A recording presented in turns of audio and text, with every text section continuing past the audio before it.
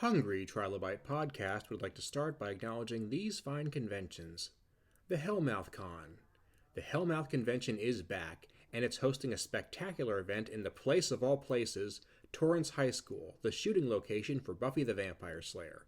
Join us June 15th, 2024 for one day only. Proceeds benefit the Los Angeles LGBT Center and the Ron Glass Memorial Scholarship. Visit thehellmouth.org for details. SoonerCon 32. Oklahoma City's longest-running premier pop culture convention returns June 21st through 23rd, 2024.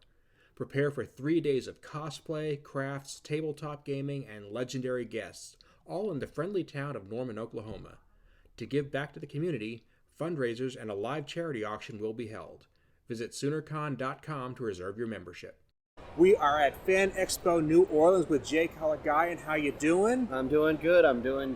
Really enjoying Fan Expo New Orleans. It's our first time here, and met a lot of great people, planted a lot of seeds, people buying first issues. Maybe the next time we see them, we'll buy second season, third season, stuff like that. And oh my gosh, it's just, we felt really welcomed. And honestly, the food, oh my gosh. It is New Orleans, say no more. Oh, it's amazing. So the food is wonderful, the drinks are wonderful, and the people are really friendly. I love a town where you don't really have to worry about getting a bad meal. Any place you walk into will give you something worth eating. Yeah, I mean, even the convention center, all respect to all convention centers, but I would say the food at New Orleans Convention Center is sets a standard for sure. Yeah. I mean, I will usually say what you can expect to get at a convention is the lukewarm hamburger or the stadium nachos. And I have occasionally had my share of those. No shot, but they're going the extra mile here. Absolutely. I had red beans rice and a huge andouille sausage with that. No pun intended. And then a great gumbo as well. Fantastic. Nice. Very nice. So you're working on a comic book here. Mest? Yeah, so we're here. And we are selling our comic book, Mest Comics. Mest is the nickname for the Metropolitan Sewer District.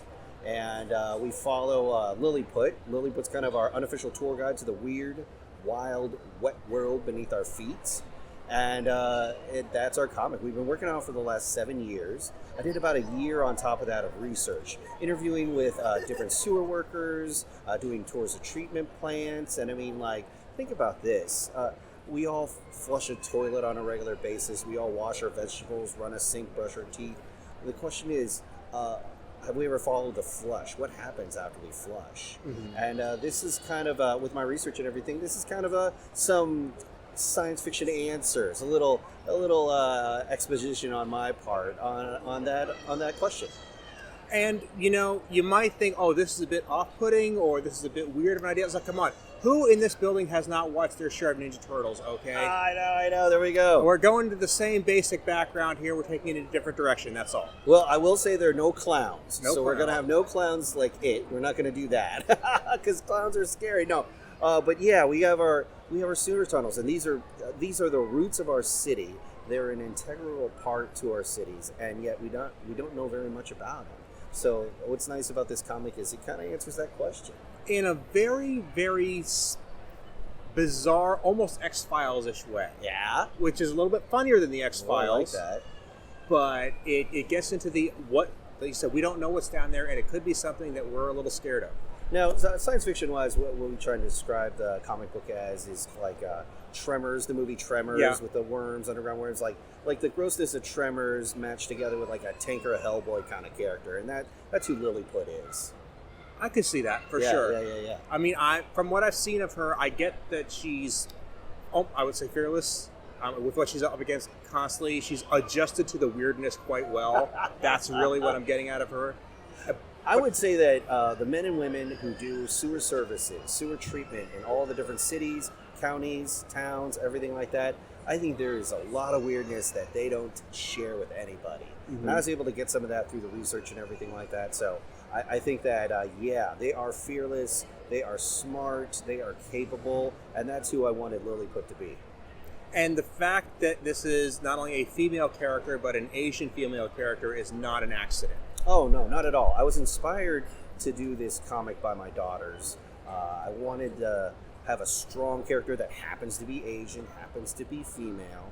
And so when I bring my daughters with me to different bookstores, comic book stores where Mess Comics is at, they get to see someone who looks like them on the shelves.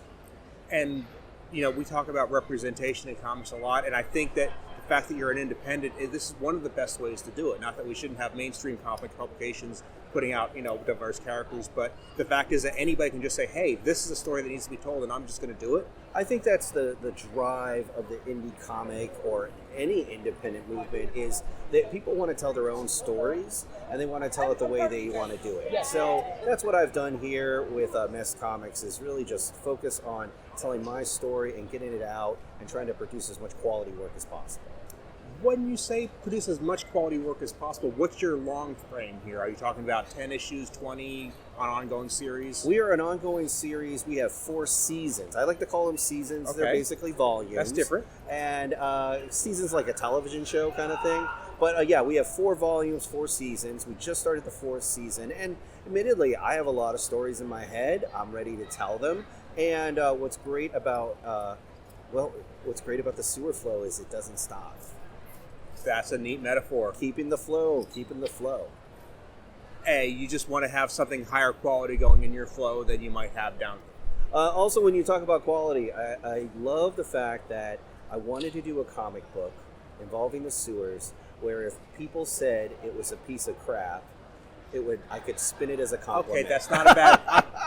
I can't swear on this, can I? Can I swear? Say whatever you want. This is a podcast. I'm going to say piece of crap for now, and I'm going to spin that as a compliment. But that's the idea. Is like, you're doing your thing. I'm doing my thing. But the idea is that we're now independent. We're able to put out whatever we want because there's going to be an audience somewhere. Absolutely. And you don't have to find that, 10,000, 20,000 people buying it. You just have to find the 20 that really care. We've been doing Comic-Cons across the Midwest, throughout Ohio, Detroit, crossing to the coasts, Virginia Beach, and then this is our first time down south with this Fan Expo, and we're just really trying to expand our reach and get to know as many fans as possible. What do you think about this fans? Other than the food, how do you find the South? I find it really welcoming. There's so much culture here, and one of the things that we do is I have another comic that's branched off of Mest. It's called The Intrusion, and The Intrusion are adolescent cockroaches looking for sweet graffiti spots. Mm-hmm. So what I love about this city especially is so much street graffiti, so much street tagging. Mm-hmm. I've been taking pictures of that because it's great research for these adolescent cockroaches who are beautiful street artists. That's one of those things that is a bit beyond my understanding, because I live in this big city myself, and I always see the art and I don't really know the significance of it. Yeah. Well, I would say with the intrusion, with these cockroaches, they're in the world of Mest, but Mest filter workers or sewer workers, they have nothing but focus. They have so much work to do. They're busy, busy, busy.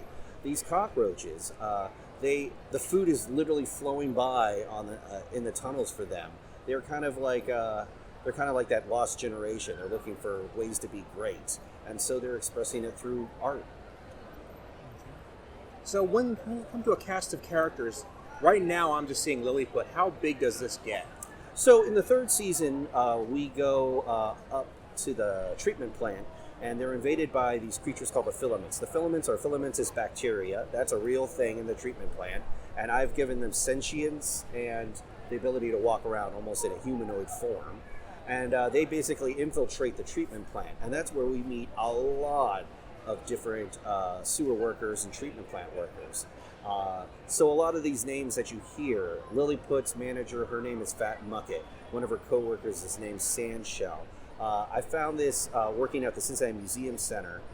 They had this great board with all these different shells and some amazing names, the names I just mentioned, and they're the names of freshwater mussels, freshwater filter feeders. And that's where names like Fat Mucket, Sandshell, Wabash, Three Ridge, that's where all those great code names come from. I can see that for sure. Yeah. So when you kind of say after the 3rd season, you have expansion plans after that, or are you thinking of taking on a whole different project? We just launched the 4th season. Dylan Spieg, he's our main artist. He's been with us from the beginning. He's done amazing work.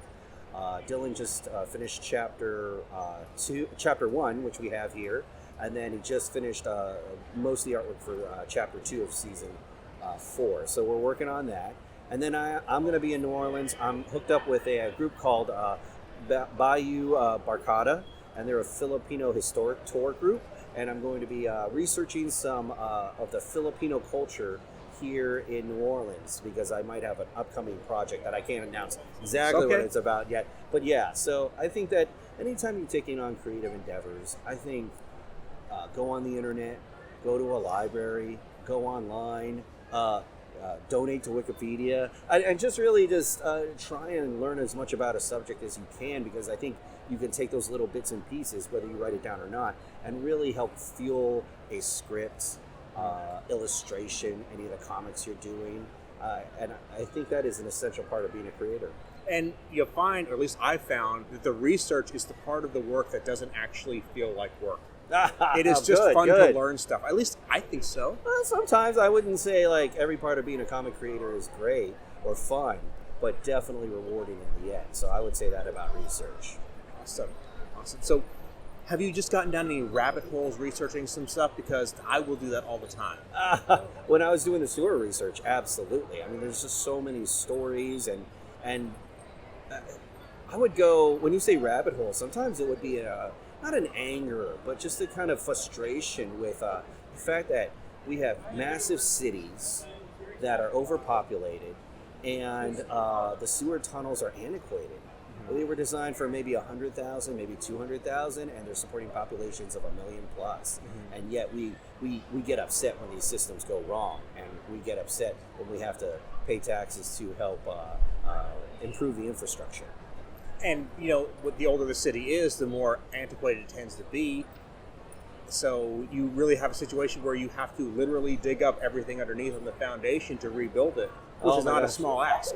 My favorite is in the second season, we have the first Fatberg in comics. A Fatberg is basically just what it sounds. It's fat, it's hygienic products, it's condoms, it's like female hygiene products, all combined and form a basically like, it looks like a glacier of fat. And it can build up over time and literally clog pipe systems. And we have the first Fatberg in comics. You know, you got to take your points of pride when you can. When you say you have the first, not that I'm doubting you, I am not. But is there any way to document that? That's fair. I did Google Fatberg in comics and nothing came up. I'll take it. I try. I will take it. I'm not going to Guinness, but I'm saying, how about we're one of the first Fatbergs in comics? Well, I mean, even just to be able to say, if you can't find a better example, because I think that's something that somebody in here could look that up. Like, yeah, okay, yeah. I've got an issue of Weirdo Comics from 1947, and it's in there. I don't think so.